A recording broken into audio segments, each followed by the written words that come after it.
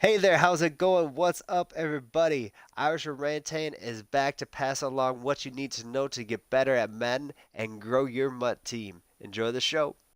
Today, I want to look at the team MVPs that came out on Friday and just kind of talk through who came out, some of their strengths, if you should get them over the players that are already out, and just see who exactly you should add to your team or if your theme team just got a huge boost to it. Jaguars was the first new one. Thank God, Calais Campbell. Biggest asset is being 6'8", which is outstanding. Solid speed. Gonna go look at my left ends. No, obviously the 6 foot. Well, I guess Julius does compare with that.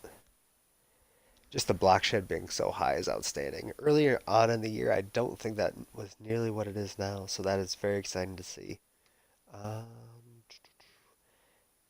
I guess Mac is that guy on my team with his 13 speed up. Even being 5 inches shorter, I'd probably rather have him there. Being that big of a man is something to consider, though, also. Kind of fun to see Kevin Green as a left end, but we can go by teams and we'll just keep going alphabetically. We have the Jets up next. These were all the non-playoff teams. 361's getting pretty low. If we see one in the 340 range, we'll nab it up. Again, comparing him with the left ends that are already out. His speed is just not quite there, being 6'5". He's tremendous in that area. A little bit better in the box player than Khalil Mack. Mack is definitely a 4-3 defensive end, but I'm playing him in the 3-4 scheme. I like having one big guy in the middle and then just having kind of amoeba around them, and it's been working very, very well. Mack, I either have in the QB spy or blitzing. Don't usually drop him back because he's a little bit shorter. Can user him, but just not the best at that. Moving on to the next one. Have the Lions over here with big play Slay. He is getting down to 500,000, which is nice to see. He's been up for a while, actually. So he's been going for less than that, which is awesome to see, actually. Does have a couple speed on Josh Norman. Excuse me, has 3 speed on him because I have him powered up. So that is a little bit of a bummer to see. Norman's agility, which is a little bit better. I love playing with Norman. He has been a tremendous asset on my team. I do want to see where Slay is looking. Wow, it's nice to see Norman's strength up that high. Um, Norman's actually better at catching the ball. Catching and spectacular catch is something that I've been looking at in my cornerbacks because a lot of them are just, yeah, I would rather have Norman to be honest. A lot of them are going to look very similar with 99s across the board, especially with theme teams just having a little bit of a boost to that. And Norman has the agility, the catching, and some of those other running things that you kind of concern yourself with a little bit more. And he's got the spectacular catch and the catch. And yeah, those are just. He's going to be able to return the ball. Slay is a little bit better, as you can see there. Jumping similar and they're the same height. So I would consider Norman even if I weren't a Panthers or a Redskins fan. For sure, actually. We have Devonte Adams over here as well, a little bit shorter than some of the upper echelon and not quite as fast either. So just kind of a theme team pickup, really solid route runner. If he has the run blocking, I think it would be the only reason to really pick him up, and he just simply does not. Impact blocking is really low. Kind of a bummer of a card to see, to be honest. I mean, Packers fans are going to be happy to see him and they'll be able to get his speed up, but he's not really outstanding in any regard for 97 overall.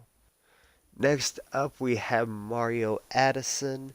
He is tremendous, actually. I had not looked at this card quite yet. He's not quite as strong as Myles Garrett, but he's a really good football player, to be honest. He's very quick off the ball, almost an outside linebacker speed, similar to Garrett, just does not have the strength. So more of a 4-3 player if you could. Does have the tremendous finesse move, which is actually better than Garrett's best pass rushing, and his block shed is a little bit lower. So just a tremendous player to have blitzing the quarterback, but I would not have him in most run sets. If you're playing 4-3, wouldn't be the worst, but not necessarily the best either. And we have Jared Cook for the Raiders.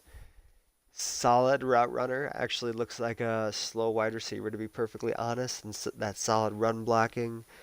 So he could be someone that you could have as a slot wide receiver if you like to run the ball. I feel as if that would be the best way to have him on your team. But as you can see, there is a Kittle who's less overall that I would probably prefer. Not quite as polished of a route runner, but he's able to run block a little bit better and has better speed. Similar thing to Vernon Davis. You could probably argue for Jared in some regards here.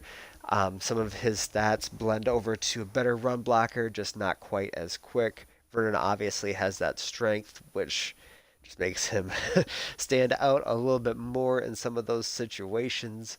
But I would split Vernon out wide and still have Jared probably in that slot to take on some of those nickel guys in this formation as well. Love having Kittle and Vernon. Haven't been using them as much. Don't like to take away the options of having 99 and 98 speed tall wide receiver out there. But as these players continue to get better, and Vernon on my theme team is 98 speed, so someone to consider out there. But I would definitely pick up Jared Cook if you're a Raiders fan. I think he's going to go to a different team that's going to probably be able to win and have a better opportunity to win. So you're going to be able to add him and not quite have those chemistries. But and we have Kirk Cousins over here for Minnesota. His play action is the one thing that really stands out for him. Solid quarterback, kind of what he is in real life. He kind of emulates in Mutt now. Not an upper echelon quarterback. He needs to be able to be in a scheme where he's actually running play action, and that's more or less worthless because most of the time, if you run that online, the blitz against someone, excuse me, someone's going to get there because they have a blitz that'll work against you. So, not a player that you really want because you have to run the ball 60% of the time and pass maybe a little bit less than that. With the fall forward glitch going away, not quite as good. There is still the opportunity to go out and run the ball and have a few more broken tackles, but it's not quite as good as it was. Tremendous at throwing the ball short. Decent West Coast quarterback, but there are other people with close to 90 speed like Mahomes that can just go out and get things done a little bit better for you. And McNabb, I mean, can play for the Vikings also, so I would definitely prefer him over Kirk Cousins. 98 short accuracy is like the one thing that you would want over McNabb, and that doesn't matter nearly as much as it should. Next for the Titans, we have Jarrell Casey. This is another frustrating one. No, excuse me, I don't think he was a Team Diamond. But like Julio Jones was, so it was kind of frustrating they doubled him up. But for Jarrell Casey, he is going to be a tremendous 3-4 defensive end, even defensive tackle. He's not going to be able to run down Vic necessarily, but he's going to be able to shut down the run and be a tremendous big body in there for you. He's played on a couple of teams, so just something to consider in that regard. Does have the power up that you can roll with him. Played with him early on, and then some faster defensive ends, namely Myles Garrett, came out, and I just kind of switched over to him. I just had recently powered him up, so it was a little bit of a bummer, but um, this is a player that you want if you run 3-4, or maybe a nickel rusher inside, or if you run 3-3-5, he could be your defensive tackle in that sort of a scheme, and he'd play perfectly there. But at this point in the game, you don't want to be going out and getting 97 overall if he's not going to be able to fit in every point of your scheme. On my team, I'd actually be able to work him in, but just be cognizant if you're running a 4-3 and you're not playing him at defensive tackle, he's probably not going to be the best for you. Next up, we have TJ Watt for the Steelers. He is a tremendous blitzer of the quarterback, but as you can see, there are some other players that are already out that you'd probably rather have. That's really disappointing to see that, to be honest. That they're just tremendous athletes already in the game. We need to check out his zone coverage to see how that stacks up.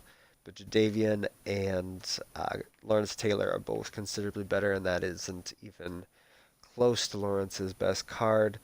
Zone coverage is kind of where they stand apart, to be honest, and that's not close.